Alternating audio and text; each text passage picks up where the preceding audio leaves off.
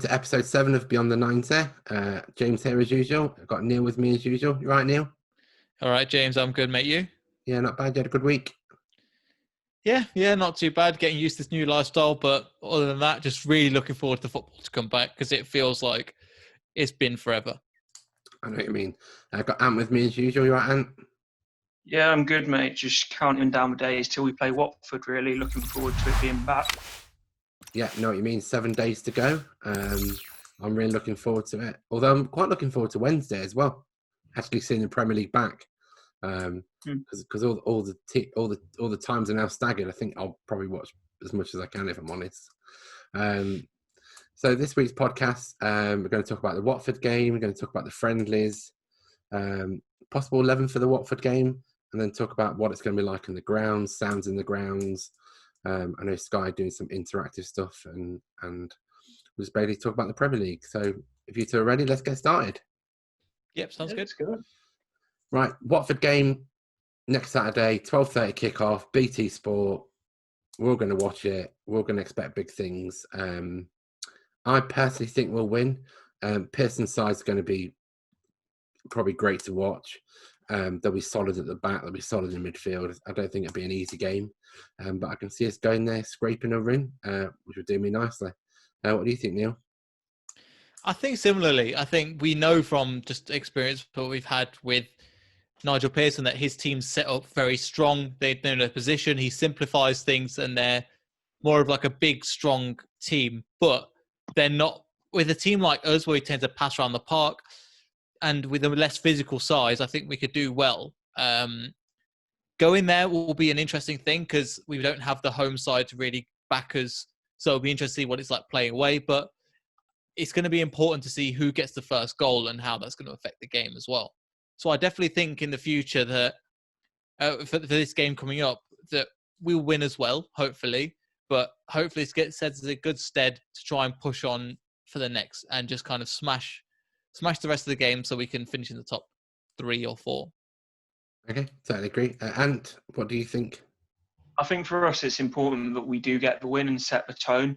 Because I think if we lose and United beat Spurs, then that really puts a pressure on us. So it's going to be a difficult game.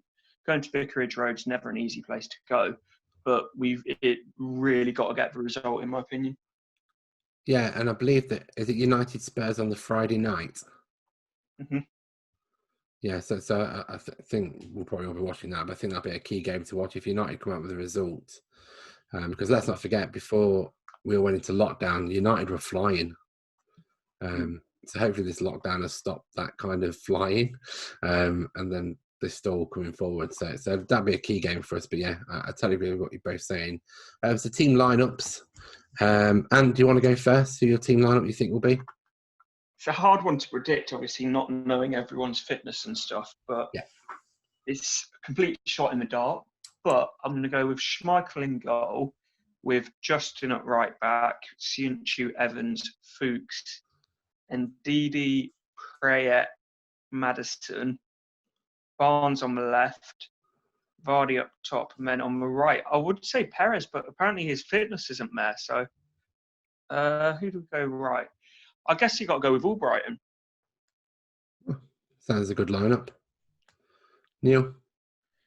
So mine will be similar in my perspective. The only two, and for the same reason, I was gonna see if Ant was gonna say to put in what was it called, Perez, but because again he's not been looking fit at the moment, which is not looking good. So for that wide position, I'd probably put in Albrighton as well. I'd keep the same 4-1-4-1 that's been working so well so far, and then I'd probably put in Chilwell over Fuchs. So I'd play Fuchs if we're going to a back 3, if we need to change it at all.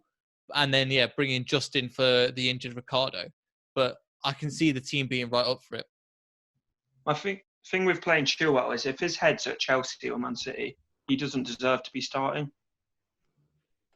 But has his head been there for a while? Yeah. Right. No, that's true. And I don't know. I would start Fuchs over him. Okay.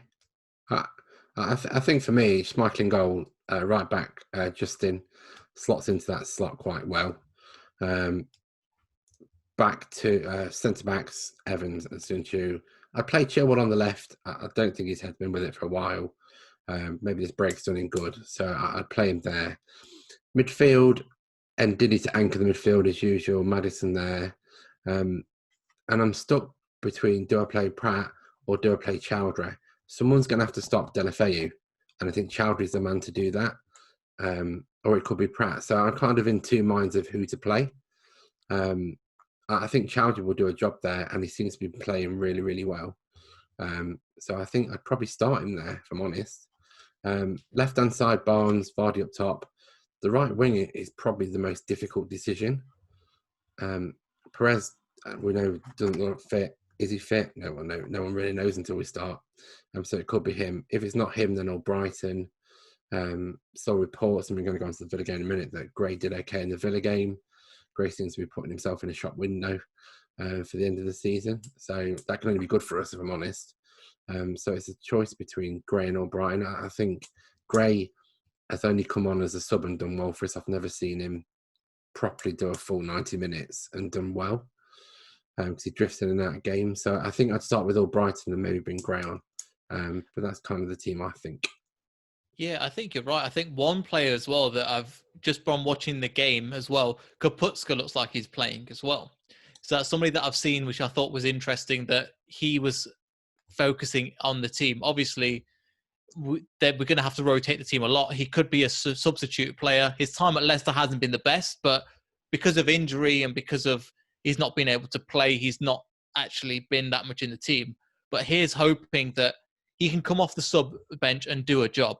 So obviously Brendan's put a lot of faith in him as a young player. He's blatantly a talent from scoring at the Euros and playing alongside Lewandowski. So it'll be interesting to see what Brendan can do with that. In the same way we've seen him do well with Iheanacho and built his confidence up and build him into the best player that he can be, which is at the moment. So yeah, it'd be interesting to see on that right-hand side if Kaputski even potentially even comes off the bench and does well for us. Yeah, I think personally on that right-hand side, Justin's hopefully going to slot in for Ricardo. Obviously, he's not going to be the same kind of player Ricardo brings, because he's probably one of the best right-backs in the world at the minute. So I think it'd be interesting to see how we cope with that, because we might set up a little bit different, because he's bombing up and down them wings, crossing balls in, and Perez doesn't really backtrack because of him. Whereas I think with Justin, you get a totally different player. He's probably more what I would call an England right-back. Yes, he'll bomb up and down, but his key role is defending. He'll get the ball and pass out of defence. So I think we also need some kind of right winger that will come back and backtrack. Otherwise, I can see big gaps on the right-hand side. Yeah, makes sense. I think, again, Justin's had a lot of time, and every time he's played, even the match against West Ham, he's looked decent, where they changed the whole squad. So it won't. It's always going to be a downgrade from Ricardo, and that's no insult to Justin at all. But his potential and the fact that he's only 20, and this will give him the perfect opportunity to place himself in the first team and get the experience, is looking really, really bright for us. Yeah, I think you're right. So that's the Watford game next Saturday. Really looking forward to it behind closed doors, which I know we're going to talk to in a bit. But obviously midweek there was 2 Villa games. We played them home and away. We won 1-0 and lost the other 3-1.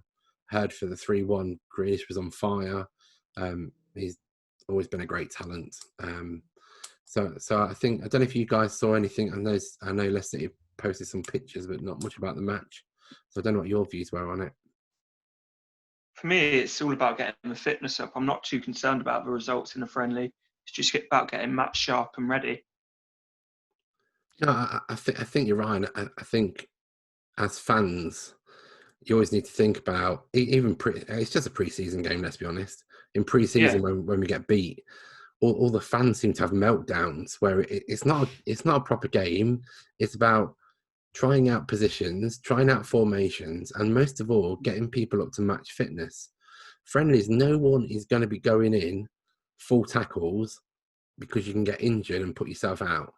So to get told that, and the passes, you don't come up with Hollywood passes. You go for the more easier options because it's a training match at the end of the day. So I don't read too much into it, but I know I saw a lot of fans online were getting a bit upset because they got beat and it was by Villa, but I don't read that much into it. The thing is, I don't know if you've seen, I've seen the backline that we played that we lost. It was like Chowdhury at left back, Bennett, Morgan, and then I think it might have been a Marty at right back or someone like that. It wasn't a full strength team. They were both two very mixed teams. I think people are reading way too much into it. Yeah, and I think you have to play mixed teams. We've got this new rule of 5 subs. You're going to have more people on the bench. We know that footballers around the 70-minute mark rely on the fans to get them through to the 90 minutes. That's not going to happen. So you're going to have to change quite a few people. So they're going to need to start playing together, not just a standard 11, and picking your best 11 to start. But you also need some good subs to come on. So they're only training matches. They don't mean anything. It's just them getting to gel together. Do you think we could change formations to 3 at the back halfway through the match like we've done before, but now we've got the 5 subs? And the fact that, say we get a couple of goals ahead and we want to maintain possession like we did against Newcastle, for example, we need a bit of on New Year's Day, we need a bit of a breather.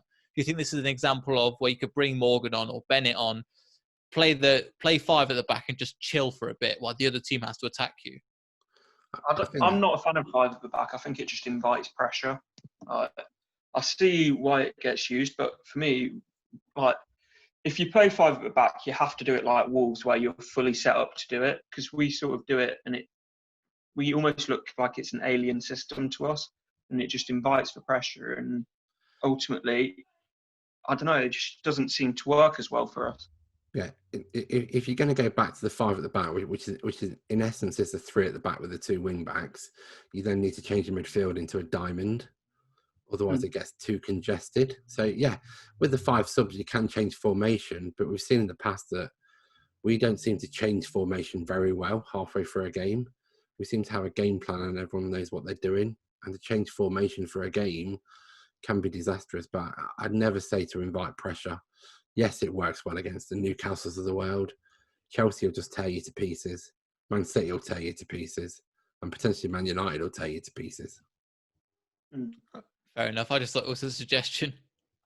Yeah, I think you're right. But you need to change the whole team, and it is doable. So I think it's a great formation. And 3 at the back works really well against the bigger teams because of the way they play. It's just getting that diamond right in midfield, which you've already got most of it, because you've got Ndidi at the anchor. You've got 2 centre midfielders and 1 up front. So you just put Maddison into that core number 10 role, which we've seen him play now and again, to make it work. So I think it's doable and it works against the bigger teams. I just think you just need to make sure your midfield set up right to make it work.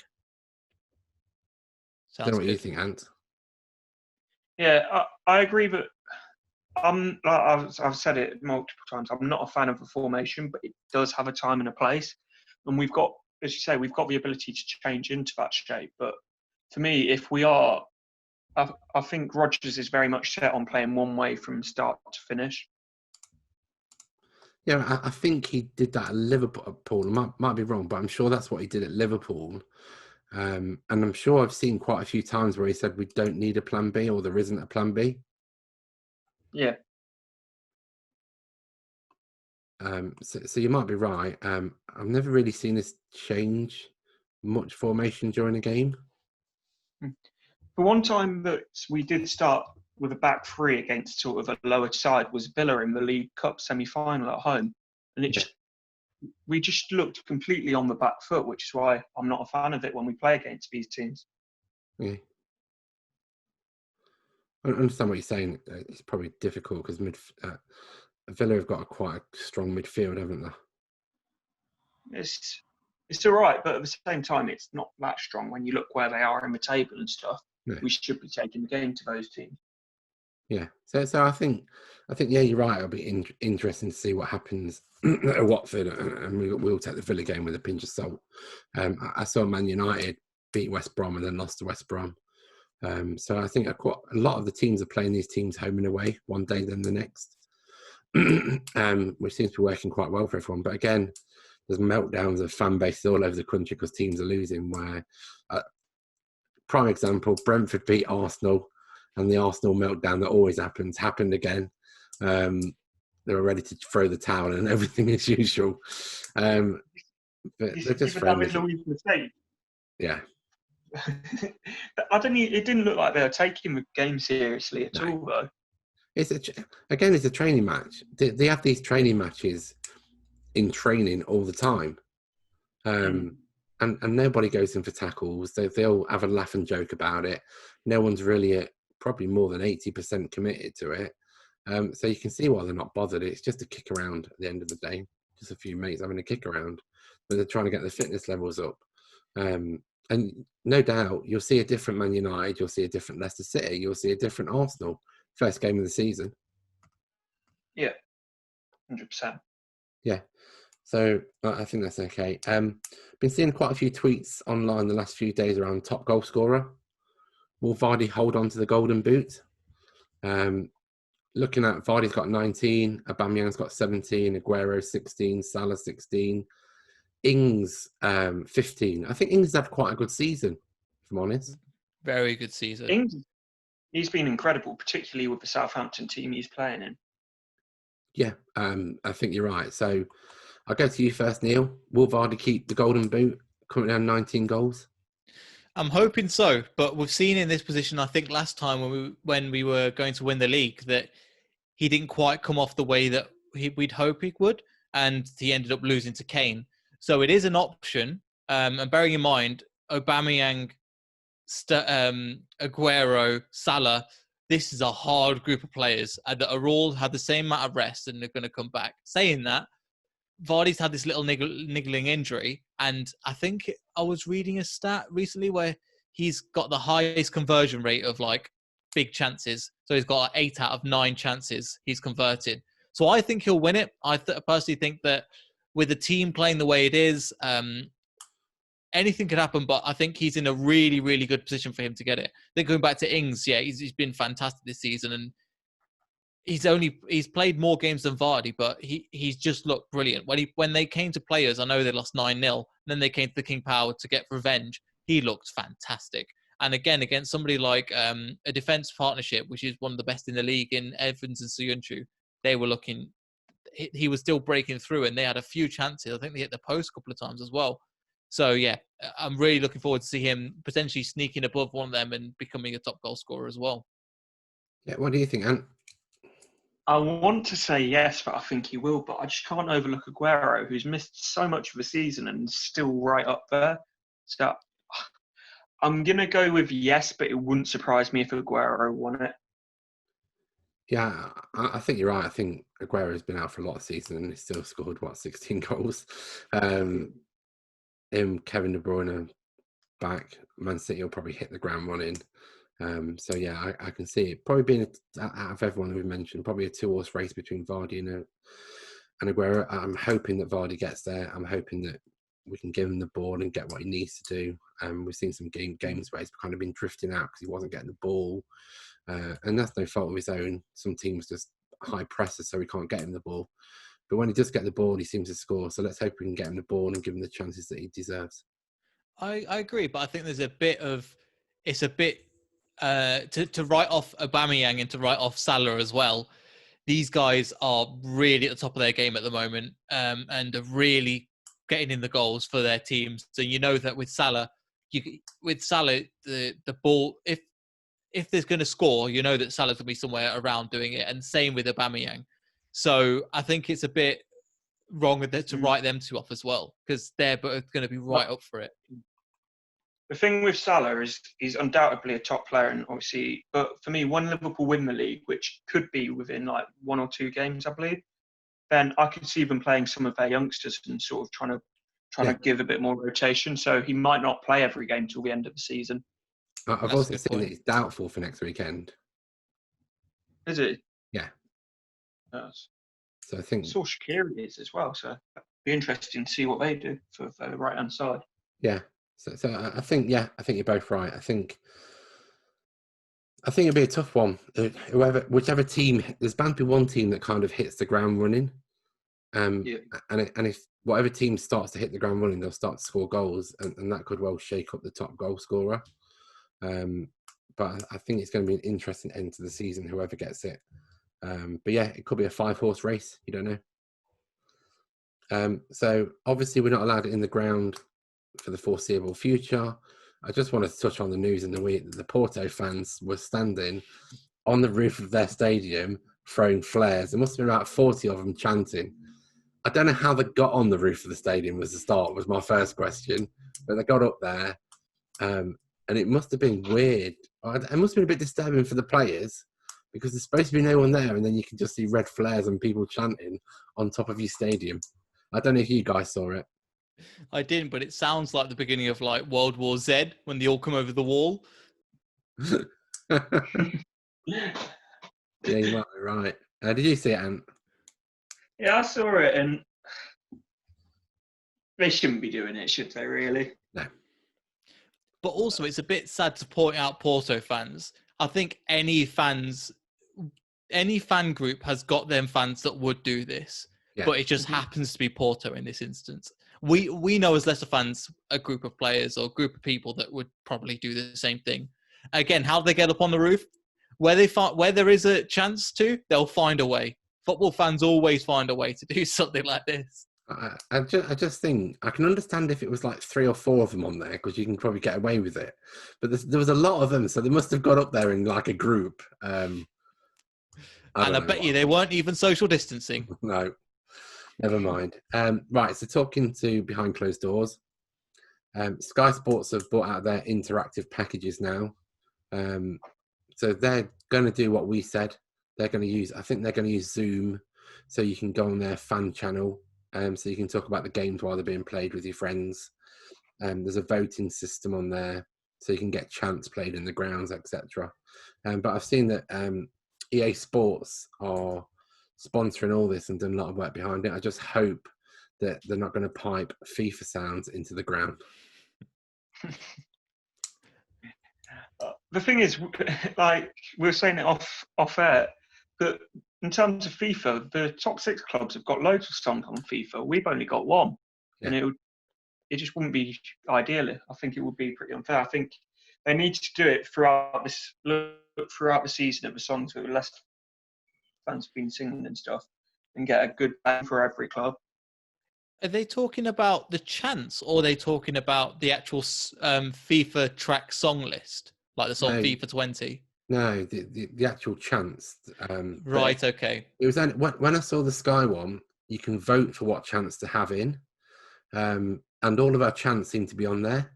If I'm perfectly honest, it wasn't just the one chant. There was a selection of chants that you. So the Sionchu chant's on there, because I know if I was there, I'd be spamming that one the entire time just to kind of piss people off. So I think what's happened is each of the grounds have sent like recordings in to try and get that kind of content in there. So I think it'll be good. Obviously, we won't know till the first. I think the first Sky game's Wednesday. So we'll know more on Wednesday with the first Sky game. But it'd be interesting how it goes. I think personally it'd be strange for the players. Even if you're piping it through the tannoy system, it's going to sound really tinny. And without any fans there, it will sound really echoey. But hopefully as well, that gives them a bit of... not that they take it for granted, but at the same time, the crowd makes such a big difference and they help the team so much that when we come back, there will be an appreciation of us for them being able to go there and watch the match with our friends or whatever, and them for us. So hopefully, heartness makes a heart grow stronger. Kind of, it's like, I can't remember the phrase now. I've gone blank. The more long, I can't remember. But the more the time we're away, the more they'll miss us, and hopefully the more we'll try to get back, and it'll be stronger. Yeah, totally agree. And what do you think about this whole playing behind closed doors for the players, etc.?